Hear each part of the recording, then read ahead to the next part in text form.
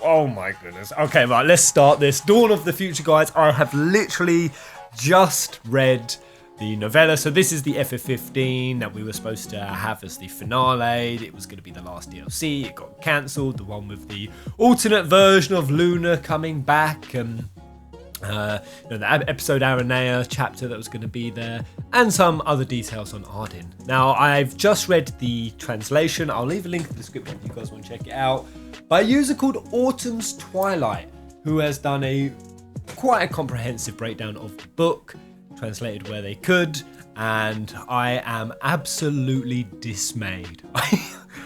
Oh my goodness, it is absolutely incredible. The ending, it's huge. It's absolutely mind-blowing. And if they had have done this DLC, I really feel like this could have been the more impactful one of everything. Now, I'm not going to try to be salty, but it is criminal square that you didn't make this happen. This is such a better ending, or not even just a better ending, but a better supplement to the ending, a better other side to the story. This is the deepest, most intriguing, compelling content at 15 that I have seen in a long time. This DLC should have happened. Why the hell did we have that terror battle? I'm going to say, as much as I loved episode Ignis, Prompto and Gladiolus, why the hell did they even happen? Honestly, you could have summarized all of the characterization points that happened in their DLCs 10-20 minutes in the game. Like, literally anything. The amount of fluff and crap and nonsense and just drawn out bullshit and monsters off the derp. All of that crap could have gone. Because if they'd have done what I have just read, this game would have gone next level. So I'm going to try to break it down. What happened. I'm not going to, of course, go fully into it. I'll be here for ages. It's quite a meaty little book with a lot of juice in there. Give you guys pretty much just the general outline of what happened. So I'm going to start with episode Aranea. Now, this was the shortest chapter in the book, supposedly, and this was very combat centric. Apparently, it was really quite detailed in the combat. It frustrated the translator because it sounded badass. So it starts with Aranea. She's eating some manky popcorn that she found in like an old supply shed. She's in full-blown survival mode along with Biggs and Wedge, and they're going around helping people out. And she's starting to really resent, this is just before she's turned her back on the Empire. She's starting to resent how undertreated her fellow comrades have been. Like, the human troops have just been getting decimated during this war campaign, and there seems to be like more priority for like the Magitech, and she's just starting to hate it all. So while she's working on recovery and cleanup, she's also reflecting on how Niflheim was once a beautiful place. It once had amusement parks, it once had culture and entertainment and like movie cinemas and stuff. And now, because of the war effort, all of that's just been transitioned into war. All of the real estate, all of it's been diverted to the military. And then she's about to land in Gralia when her ship is fired upon by the Diamond Weapon Demon. During this moment, there's a load of chaos and stuff, and supposedly Ardyn then shows up and says, "Ladies and gentlemen, thank you for your presence. The Empire ends today." So he kind of plays his card that he's the bad guy. And it was kind of unclear during this translation, but I think this is also when Idolus sort of gets dropped and taken over. And even Aranea talks about the change that happened in him. A lot of people thought that Idolus's personality changed after the Empress died. So the Empress died supposedly during childbirth, and everyone thought that he didn't have an heir. Of course, we do find out during these scenes that Idolus did have an heir, and this chick was called Sol Antiquim, or young girl at this point. And Sol, specifically, I think that name's been picked because of Solheim. Because in one of Idolus's final moments, he says, "Solheim, the son of Solheim, will rise again." So I think this is when Ardyn and Idolus are confronting. And then Aranea confronts Ardyn. And apparently she tries to attack him with her spear. Ardyn knocks her back. He disappears, knocks her back on the floor with demonic energies. And she realizes his true nature. And this whole scene does seem really cool. Like, you can see like Aranea's face. She would have been all feisty and sassy and Goonie and ready to go. And then there's Ardyn. He's just sat there, apparently just like eating an apple, just chatting and like kind of winding her up. And that's when she stops calling him the Chancellor. Apparently she starts now calling him the goddamn idiot lunatic. I know that's like a rough translation, but goddamn idiot lunatic. And while she's on the floor racked with pain, she gets back up. She's determined to kill Ardyn because she thinks if I kill him, will this end the scourge? Ardyn of course finds this amusing and says that if she manages to beat him in combat, he'll give her his apple.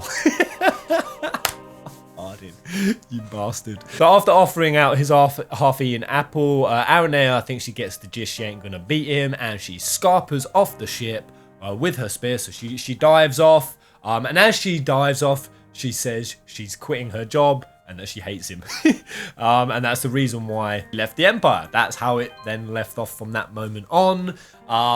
Apparently then she finds Loki. He shows up in his Magitech after a fight. He sees Aranea, he opens his cockpit up, and he's the first one who's got Gladiolus' grandchild. So I think she's like 6 or 8-year-old at this point. And of course, she's very important to the Empire because she is the heir to it. And the reason he had her was because Gladiolus himself had made a request of Loki. So I think this is like a little mini Loki redemption curve. He asked him to take his grandchild, and upon getting swarmed by demons, Loki then entrusts the girl soul to Aranea. And as Aranea is getting away with her, Loki's there. He's having his last Colonel Custer, bow, chicka, pow, pow, for the glory of the Niflheim Empire is the last thing he shouts before I assume he died. It didn't say specifically. Aranea then gets on a ship. She's flying off. They try to shoot down the diamond weapon, which is being carried by an airship. They manage to crash the ship that's carrying it, but the diamond weapon's not destroyed. And Aranea goes beast mode. She's like, oh, I've had enough of this shit. And she gets her spear. She goes diving in. Apparently an amazing fight scene kicks off from there. And then it sort of transitions then into the 10-year period where Sol Antiquem is now an older, well-trained dragoon of her own. She's been trained by Aranea, and she's a rebellious teenager at this point. Woo! Alright, so that's episode Aranea. There was quite a bit more fleshed out on episode Ardyn. Not so much from what we saw in the episode Ardyn, but between the relationship of Somnus and Ardyn, it goes into like the backstory of them so much more. Like, they really did love each other at one point. They would play chess all the time, and they even go into how they play chess. Like, Ardyn was older, so because he was older and a few years wiser, he would always take off a piece, like a pawn off the chessboard, to give Somnus like a little bit of a head start, which Somnus hated. Like, they should play chess the way that they should play chess. But Ardyn believed in fairness, and this is going on and on until it reaches, of course, point where they're now both expected to be leaders. And it is that they're both expected because their parents had given them both a like legendary weapon of some sort of things like Rakasha and the Raksha blades, which these blades were for them to rule in unity together. But of course the Demon Scourge starts happening, and they both find that they have very different views on how to deal with it. And I've got to say, this book makes it so much more relatable, like Somnus's point of view. Because Ardyn is kind of just being a foolish optimist, it feels. Like, they know that there is this scourge. They know that it turns people into demons, into violent, crazed, bloodthirsty beings. And that Ardyn is the only one who can cure it. But Somnus makes the very logical point that he's only one man, and it takes him a while to even heal one person, and that for every one person that Ardyn has ever healed, 5 to 10 more people have taken the place as demons. So it's just like a logistical, logical thing that no other medicine works, no other method works. And while Ardyn says, but they're still humans, we shouldn't kill them, we should try to fix them any way we can, Somnus is like, this just don't make sense, bruh. What are you saying? We need to do something now. So I definitely see it more from Somnus's point of view through all of this. And when Ardyn really doesn't yield from his position, and he actually starts saying stuff to people that starts undermining Somnus's like approach. Somnus genuinely starts fearing that Ardyn's going to lead them all to destruction. No, because he has the powers to heal, but it's just not enough on a wide scale. So Ardyn then, when he winds Somnus up, for the first time ever sees a murderous intent in Somnus's face, and it scares him. For the first time he'd ever been scared of his younger brother, and realizes, damn, I actually need to get out of here. He scarpers for 6 months. This sends Somnus into a tailspin of like betrayal and hurt that his brother's done this, and he's sort of, I guess, seen in Ardyn the same faces and expressions and fear that the people he's ruling, and genuinely he's trying to help. But he doesn't want to be a hated leader. He sees the guilt and the blood on his hands, but he doesn't see any other choice, and he's taking all that condemnation and anger and hate, and Ardyn just pushed that further. So I definitely think Ardyn played a role in like what Somnus did and the lengths that he eventually went to. And there was quite an interesting like line here where Somnus even didn't think it was fair to the people who were suffering. Like Ardyn's approach was making people feel rejected. In other words, Ardyn was leaving all these people healing and suffering, or like slowly transitioning to demons and the fear and the pain that went alongside that, and he was only choosing certain people. And Somnus is reflecting on how it must be for those people, because he says with his approach there would be none who died bearing the sorrow, the jealousy, the envy of being unchosen. It might be cruel, but it was fair. So I think that even on like the Star Scourge scale, like there's a lot of reflection and mirroring of what is happening within each of the brothers. Because of course Somnus is experiencing all of these feelings, or certainly will when he doesn't get picked by the crystal. So yeah, that's then the Ardyn section, but let's get into the juicy bit. So this was the stuff that I was, woo! What are you doing, Square? What are you doing? So episode Luna. So it goes into Luna waking up. So before it explains that, it explains like when she got stabbed and when she's saying goodbye to Noctis, and there's a really cute line in there where it was she was so sad that she was saying goodbye to Noctis under the water, because that way he couldn't see that she was crying, because she was trying to put on a fake smile. She was saying goodbye to him. That damn well choked me up. But as she's sinking, Noctis then disappears. She sees like his pain, his shouting out, and she thinks it's gone forever. She remembers the last time, when they said goodbye when they were kids. That all comes back. And after he's gone, Gentiana shows up and says to not cry and just to accept her sleep for now. So Luna does, and she goes to sleep, and it feels more like a daze, she explains it as, and she's not sure how long she is down in this timeless kind of daisy experience. And then when she comes to, she is in what's called the Reshil Crypts. Now she recognises this place because she wakes up in this dirty water. She realised it because she'd been there as an oracle to perform a ceremony before. So comes out and she is shocked by the state of the world. Like it's in the 10 years of darkness period. She thought that after she'd given the ring to Noctis, he was immediately going to be able to just bring the world back.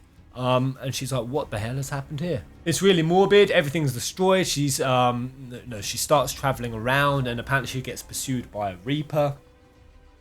One of those horrible ass skelly mobs. She's getting pursued by it. She tries to like fight off with like a tree branch. And then just as she's really desperate and she's trying to escape, somebody on a motorcycle comes past. She jumps into the sidecar. The person tells her to I think it's like get rid of the load, or there's too much weight or something. So Luna thinks that she's talking about ditching the supplies. So I think Luna lobs all these supplies out of the car, and the woman actually meant that she was the load and for her to get out. But apparently this motorcycle is a pile of shite. I think it's also called Regina. But this motorcyclist is a female, and they're driving, they're trying to escape. It breaks down and the demons come and they converge around them. Luna's got her stick, the other girl's got a shotgun. It's pow chicka pow pow time again. And then when things get really desperate, all of a sudden Luna activates her demon release that she hasn't realised she's got yet. She absorbs the miasma of the demon into her, and it heals her own body up. Of course, motorcycle chick with a shotgun immediately turns her gun onto Luna. She's like, holy shitbags, I'm gonna pop a cap in your damn house right now. These aren't the translations, I'm pretty sure. I'm just giving you the essence of it. And then Luna explains that she's an oracle, and this chick knows about the oracle, and they start talking, and then the chick reveals that her name is Soul. Hey, it's a small world after all. So yeah, by some amazing coincidence, the first person Luna comes across is Soul Antiquem, granddaughter of Gladiolus. Apparently they start traveling together, but this isn't before Soul treats her with mad suspicion. She calls up Cindy, who like calls up Gladio, or tries to like verify her story. So she keeps her alive, she keeps her around, and Luna and Soul are sort of communicating a lot, and Soul asks her questions about what it was like to be an oracle, and you get some details on like how tough it was to be an oracle. Like there's mad intense like meditations and like fasting, and even going to like caves in isolation, like hugely what sounds like spiritual practices to become one. It's not always just fun and accolades and being adored by everyone. So she kind of gets her point of view, so gets hers back. I think they like form a bit of a bond. Oh yeah, before this happened though, just to quickly mention, Luna also did meet Umbra and tried to send him off with a message to Noctis, but Umbra's like, nah, because of course Noctis isn't here yet. Now during one of these nights, Luna tries to reach out to Shiva in like a dream. I think this is when they start setting Bahamut up as the villain. It kind of left off that we knew. So basically, yeah, Bahamut is the big villain. He is the main villain of this entire game, just as we suspected, because she tries to reach out to Shiva, Gentiana, but she can't speak because she can't hear her, even though she's not that far away. I think Luna tries to move closer, and in this dream, as she tries to get closer, boom, one of Bahamut's swords comes straight down in the middle. This then leads on to Bahamut and Luna actually speaking together, in which Bahamut reveals that, yeah, Ardyn was basically too strong at this point, that he had gathered too much darkness, and that the ring wasn't even enough to destroy him. So they kind of undermine Noctis's sacrifice completely. Like, they actually have Bahamut show Luna Noctis's sacrifice, him on the throne, him sacrificing his life, after he disappears, and then the dawn doesn't come. It didn't work, and then Bahamut says, yeah, you have to go and finish it. You have to go and finish off Ardyn. And this throws a lot of questions to Luna's head, because now she's like, this isn't what I signed up for. This isn't what I gave Noctis the ring for. I wanted to save him. And while she really starts questioning what's happening, she goes, of course, I'm going to go try to take Ardyn if it means saving Noctis. But now there's some doubt there. And this doubt throughout this novel just gets more and more confirmed when we actually find out the nature of why Ardyn is immortal. Ardyn was actually never immortal because of the Star Scourge. He was immortal because his soul was trapped in what's called the Beyond. Now, the Beyond was what we saw at the end of 15, which is the inner crystal area where Bahamut resides. That's basically, he has power over that terrain. And he trapped a piece of Ardyn's soul, spirit, another side of him, in the Beyond. And that's why he keeps coming back from death. It's actually got nothing to do with the Scourge. Oh! Holy shit. Wow. So it was all Bahamut's doing, and supposedly, at the episode Ardyn, or the anime, when Ardyn touches the crystal and he sees the flash of Bahamut, that was the moment that I think Bahamut had stolen a piece of his soul into the Beyond, or the other side, they sometimes call it. And this is a realm that is connected to Eos. It can't be entered via physical form. Then, as Luna is okay, so I've got to go and fight Ardyn. We then have a perspective from Noctis, and this was massive. This explained so much with the ending, and kind of what I suspected when, Noctis looked at Ardyn with pity and was like, you can rest, finally. Like, you can be at ease. And there didn't seem to be any of that malice there. Like, a lot of acceptance. We find out from this book why. Basically, when he was in the crystal, he had a majorly awakening experience. He saw everything. He saw Ardyn, he saw Aira, he saw what he had to go through with that, the pain, the suffering. And when he first sees that with Ardyn and Aira, the true story of that, he starts to feel pity for Ardyn. But then he thinks, no matter what, you killed Luna and I will never forgive you for that. But then he even has perspectives of that without Ardyn, he would never have met Luna. Without Ardyn, Prompto wouldn't even existed as an MT. Gladio and Ignis, their relationship wouldn't be what it is today. And basically, he just sees the much broader picture of everything. How it was used by the gods, how he could absorb people's memories, and he was like all this miasma of pain. And it also explains when Ardyn took over the Infernian, that's how he learned the astral language and stuff. So Noctis just gets this really huge picture of everything, even his own immaturity and ignorance. Even with things like Ravus, like he even sees the scene of Ravus mourning Luna's death. He also sees again when Ignis is dying, like they see all the DLCs, all of the happenings, all the timelines, and it basically blows Noctis' mind. It just turns him into this super awesome, well-rounded, connected dude who kind of transcends his own personal feelings. And part of that is also Regis. He has a connection with Regis in this story.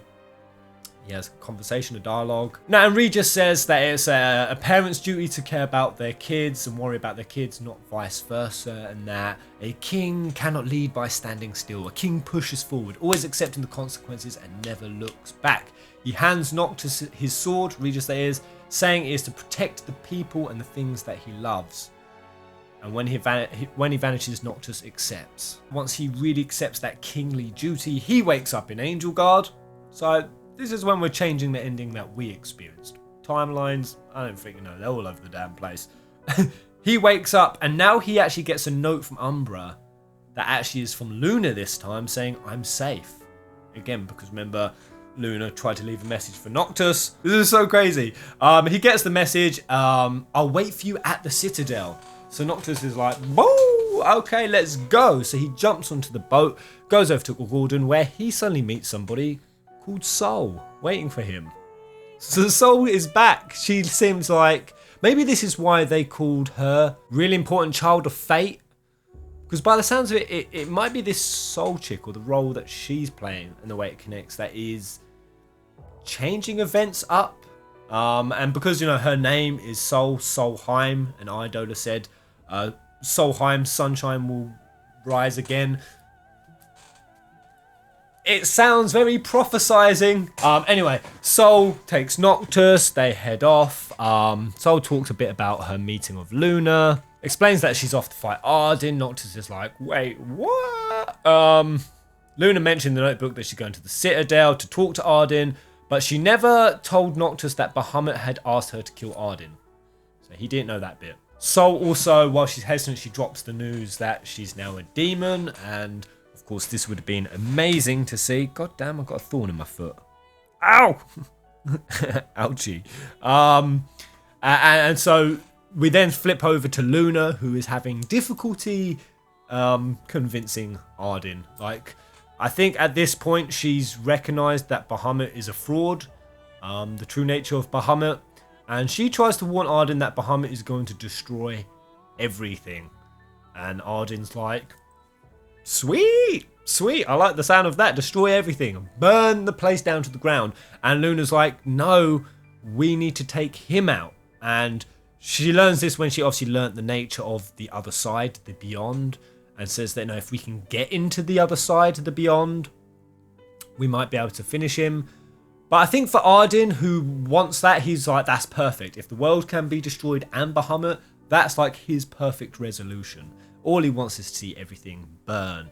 Luna had also had an encounter with Aira, one of her, obviously, ancestors, a great ancestor, who specifically asked Luna to try to save Ardyn. And Ardyn, when Luna mentions this, goes into a crazy rage. He summons Ifrit and is like, burn this wench! Is, of course, scourged and under his control. He goes to do it.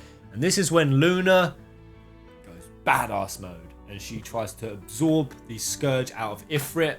And as she's doing it, Ardyn's just finding it amusing. He's just mocking her, that she's a fool for thinking he'd work with a puppet of the gods who is supposed to kill him. It then switches over to Noctis, who is with Sol. They've been dropped off at Hammerhead. They meet the bros, yada yada. They then head over to the Citadel, where Somnus is there waiting. Apparently they have a fight, and Noctis manages to crack the mask of this King of Yore to see his resemblance with Somnus. Like, he actually sees his resemblance, and he kind of gets why Ardyn was so salty towards him. They have an exchange, and Somnus actually ends up thanking Noctis and saying, go try to get my brother saved. Or if not, just do what they can for the people. So Somnus steps up in that regard. Flash back over to Luna. So this is all heating up real quick. She's actually managed to get the Scourge out of Ifrit. So Ifrit's now back. He's actually back to himself, and they form a covenant. So just like Luna had been throughout the game, forging covenants with Leviathan and Titan and Rama, she actually now forms one with Ifrit. So she has all the other gods covenanted now. But in absorbing that much Scourge from a god, of course, this now sends Luna into full demon mode. Full demon mode Luna. Just as Noctis shows up, and then Ardyn says, I'm afraid you're out of luck. You were just a little too late. Now, Noctis demands to know what Ardyn did to her, and of course he goes in heated. But Ardyn explains, I didn't do anything. She tried to take the Scourge out of Ifrit.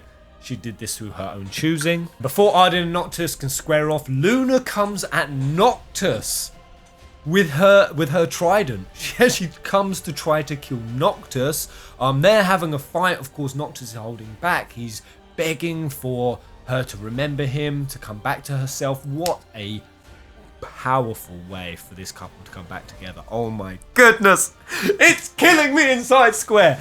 This would have been so powerful. Like, they haven't seen each other in how long, really? And this was it. And just as they're fighting, a giant sword then falls from the sky, and it is Bahamut saying, your role as king has ended. So Bahamut is just frustrated at this point that no one's doing exactly what he wants. He said while they granted humans all these powers to end the Scourge, through their repeated foolish acts, he will no longer protect them. And instead, and God logic, he's now going to destroy everything. All of EOS. Yep, go and just hit the refresh button, the reset button on everything. And he starts to summon Terraflare. He actually has to have Luna aid him. So he actually ascends her to the highest role of demon form, which is the Queen of Demons. She flies up in the air, big damn explosion. The entire Insomnia Citadel floats up into the fucking sky with her. Jesus Christ. I've only just read this morning. It's blowing my freaking nipples off. She ascends into the air. The throne room is just destroyed, blown wide open. And then Ardyn awakes from being knocked out from this explosion first. See Luna surrounded by what appears to be loads of smaller copies of Bahamut. So Ardyn wakes up first, sees it, and he realizes that Bahamut is gathering all of his energy in all of his forms to summon Terraflare to wipe out freaking EOS. Ardyn has a bit of conflict here. He's like, I don't really care if anything gets destroyed at this point, but he knows now the nature of himself and his other side in the beyond, and that's why he's trapped in this existence, and that if he wants to succeed, he has to work with Noctis and everyone else to get into the other side of the beyond. There he can exact his vengeance on this douchebag god, and he can actually have his peace. But he also realizes he might not ever be able to kill Bahamut because of this nature of his godhood, his immortality, and the beyond. But he can certainly force Bahamut back into a long hibernation. Like all the gods were after the Astral War, if this Terraflare fails, Bahamut will be forced back into hibernation. We then flop over to Noctis. Flippity flop. Noctis wakes up and he sees Luna all queening out of darkness. He's like, I'm going up there. He shoots up. No, it probably would have looked amazing, like trying to get up to the Citadel. Warp striking up. It's all crumbling and stuff. And Luna's there singing. She's actually singing to summon the Terraflare in with her Dark Oracle duty abilities. Oh my god. And as he's going up, it's a struggle because every time he fights, and Ardyn, who is also making his way up, every time they kill a copy of Bahamut, more just come. And then when it seems hopeless, the bros arrive. Prompto, Iggy, and Gladio, they show up. I don't know who else showed up. I think maybe Soul did. Would have been cool if Aranea did. I'm not fully sure. Oh no, they do. Yeah, Soul, Aranea, Biggs, and Wedge, they show up in the airship afterwards. After Noctis and the bros have their fight together as the 10-year-old versions that they are. And there's this really like sweet moment where he sees how his brothers have improved. Like Prompto is so much more skilled. Gladio is so much stronger but more composed than he's ever been. Ignis is virtually like he's not even blind at this point. He's like freaking Daredevil on roids, and it doesn't. And through fighting with them again, he feels like they've never been parted for the 10 years. Then that's when the airship with Aranea, Soul, Biggs, and Wedge show up. They tell everyone to get on. Bahamut slams himself into the airship. It crashes into the citadel. The attack from the mini Bahamuts then cease, and Noctis realizes that it's because they're too close to the citadel now, and Bahamut doesn't want to risk damaging the crystal. So we're talking final freaking dungeon mode up here in the sky. This is classic Final Fantasy shiznizzle. This is where it all needed to be. Aranea and the airship and lot, they head off to go help more people while the bros head through. Soul asks Noctis specifically to save Luna. I mean, of course, Soul, you didn't really need to ask him, he's going to do that. But I think this was just to show that Soul had felt bonded to Luna at this point. As they get into the main throne room where Luna is crazing out, Ardyn has also made his way there, and Noctis and Ardyn meet. And it's in this moment here where I think Ardyn says, "Weren't you meant to kill me?" And Noctis says, "I don't have time to deal with you." And Ardyn says that if they try to save her, they'll be interrupting Luna's own plan, which according to Ardyn was to speak with him, request his dark power, and allow Bahamut to fire the Terror Flare and have the other gods block it. So Ardyn communicates a plan that Luna had, and that Noctis is gonna ruin it.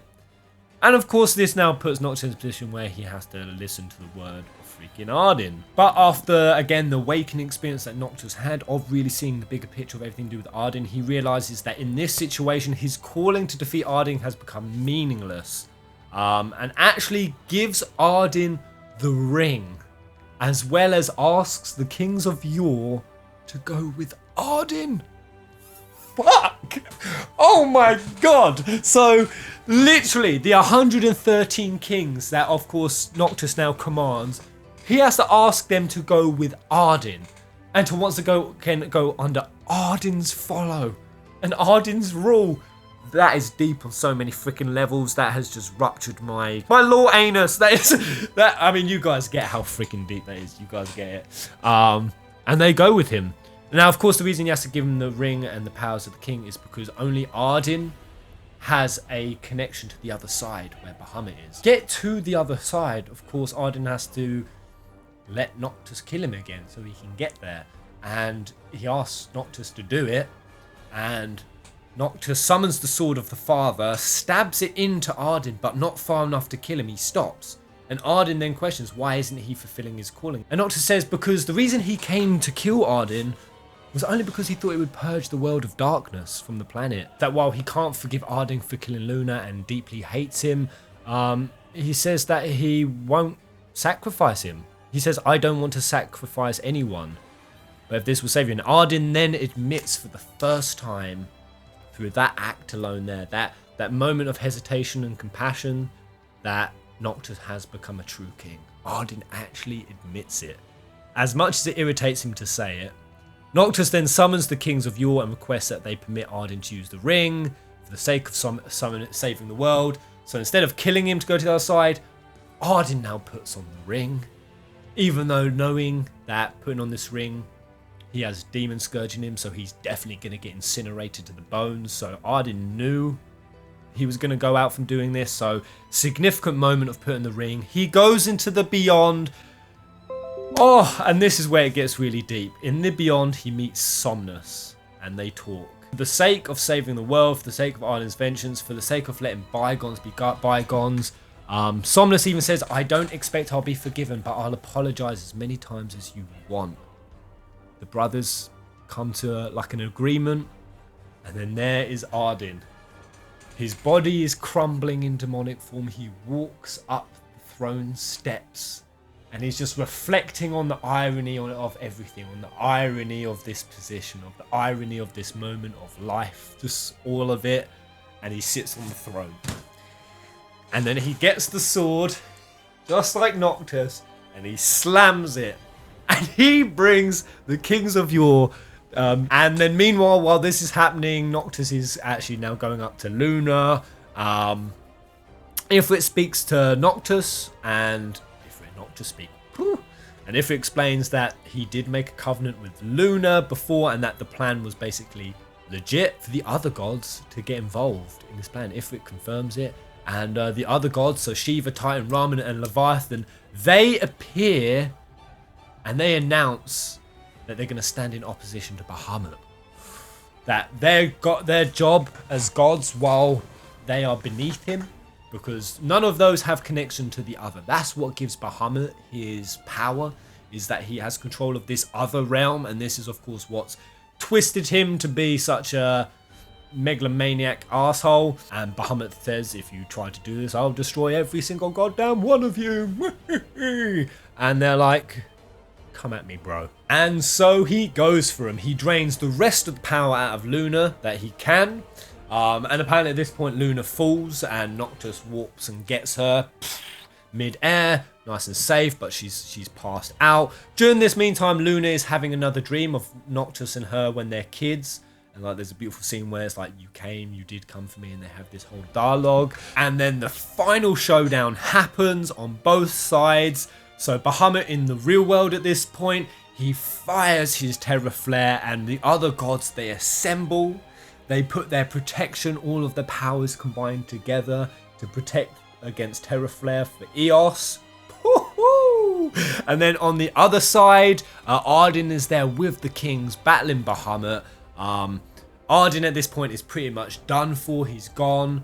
Bahamut has done another cheap trick. He's brought Aira into the fight to try to torture him, and a clone of Aira, and he can't get the finishing blow, so he asks Somnus to do it, and Somnus deals the final blow on Bahamut in the Beyond. In the real world, however, though Terror Flare's been stopped, the world is still dark, so Terror Flare was either complete or Bahamut's not completely exhausted, and that's when Bahamut shows up in front of Noctis and chastises him for attempting to fight a supreme god as a single weak humanling. Noctis says that he didn't gain this power by himself. He thinks that if even Bahamut created the ring, his power comes from the generations of Lucis Kalems who wore it. He tries to attack Bahamut as he did Leviathan, but he gets swatted aside like a gnat. Bahamut is just way too strong, and supposedly Ifrit then catches him at this point. Ifrit and Shiva then team up. Oh my god. And considering they've got the whole romantic couple thing, holy crap. They combine their attacks and they crack Bahamut's mask with the combination of their fire and ice.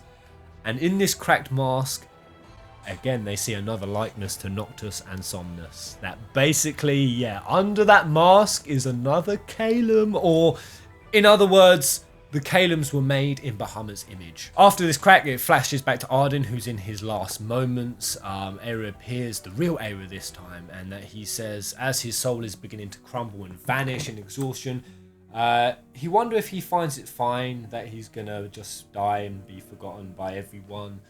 And Aira comes and assures him that that will not happen.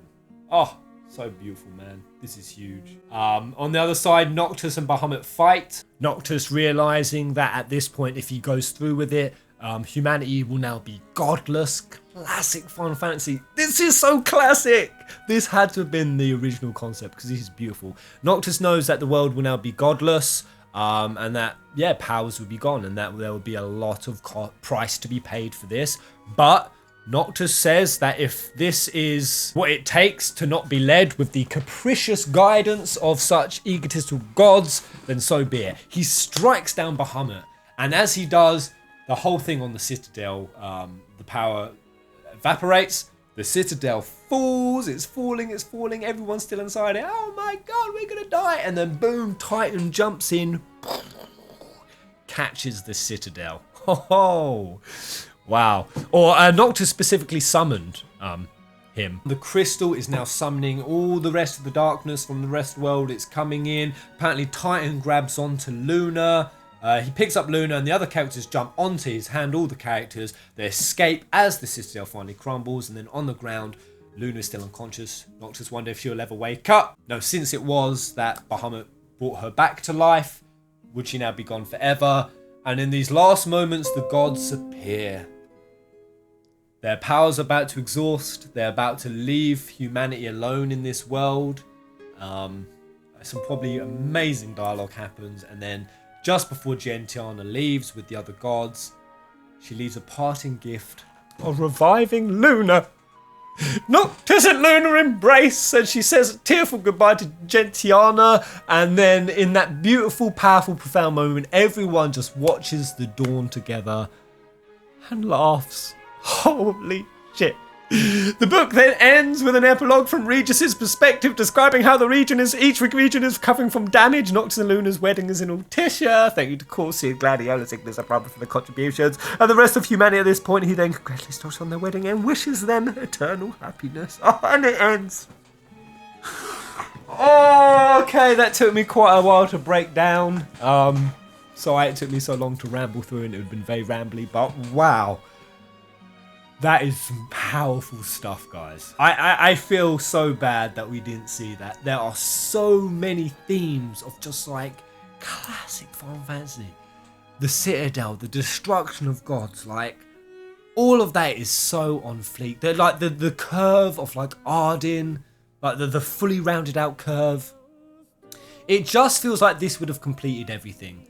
The way that FF15 was left off was just open-ended. There were still gods in circulation. Ardyn's resolution hadn't been met. No, there was such a level of dissatisfaction with Luna and Noctis and like their reunion. And you know, I always thought like when their reunion, like would it be a date scene? I've always been talking about the date scene we're missing. And now I think about it, this would have even been better than that. Just like a tacky date scene where it's just like, oh, hello. This would have actually been like them having to fight. Queen of the Scourgy Demons, Luna! Oh man, I bet she would have looked hot. I mean, they could have done her up in spandex and Scourgy weblings. I'm getting a real Kerrigan sort of vibe in my head. I know, that just would have been awesome. And the way the bros, like they would have been fighting again. I've been through it. I've broken it down as I've gone along. I think from probably how I've reacted while narrating that gives you a sense of how I feel about it. I really want to know what you guys think. What do you think from that brief outline? Again, I'll leave a link in the description if you want to go read it for yourself. But at a first glance, how does that sound to you guys? Is anyone anywhere near as compelled as I am? That would have been reunion of bros, amazing Aranea fight scenes, like even other characters like Loki getting a thing, an introduction of a new awesome character who sounds great, Soul, even Gladiolus rounded out. Like there are so many plot elements in 15 that are just perfectly rounded out there. That yeah, real shame, and I can't even imagine how this would have all looked and played. Remember, they said originally that it would have played like a classic JRPG. We would have had Ardyn, Noctis, Luna, we have actually had them in like parties and we would actually got to fight with them, and how that last scene would have looked with the Citadel going up in the sky, the fights on both ends, how deep and emotionally powerful they would have been, and the bros and the warping and the gods. I mean, we had one small god scene with the Royal Edition where they all sort of helped bring the tower down with Ardyn. This seems like it would have just been that on a whole other cooler, more next level. The Shiva and Ifrit curve even happening and finishing out. And the Regis. I don't think Core was really involved. I mean, it says that they did a thank you to Core, as well as Sid, Gladiolus, Ignis. I mean, Core, where were you, bro? I didn't see anything of Core in this. But yeah, that's all just a translation, guys. That's not from the full book. I can't wait to get it for myself and really read it. And yeah, while I'll never get to see and experience what could have been really something awesome, at least in my head, I feel like I can comfortably say some very satisfied headcanons have been fulfilled with this. Thank you very much for watching. Comment, like, and subscribe. Until the next video, which, oh man, this is sad. I'm never going to do probably, not that I won't do a 15 video ever again, of course I will. But nothing ever new on 15 again. Like, this really is it, guys. This really probably is the last piece of new 15 news I'll bring out to you guys in terms of story. Wow. Oh, that's really just hit. Whoa. Oh my goodness, wow. 13 years. 13 years, and this is the video right here that can finish it. I knew there was good writing in there fucking somewhere, Square. I knew all of this was leading to something freaking good. I knew there was so much potential with this story, and you just showed a morsel of it. Like, the amount of potentials that I've even just come up with, that you guys have theorized, that we've experienced and had and enjoyed together and speculated over the last 13 years. Like, I thank you for making this one of the first ever games that, yeah, it just became a whole new thing than just a game. It became genuinely something that opened up my own mind, my own creativity. It turned me into a story writer. It made me wonder. It made me curious. It made me feel such a kaleidoscope of emotions along the way, and yeah, it really was just a beautiful experience. So thank you so much, guys. Until the next video.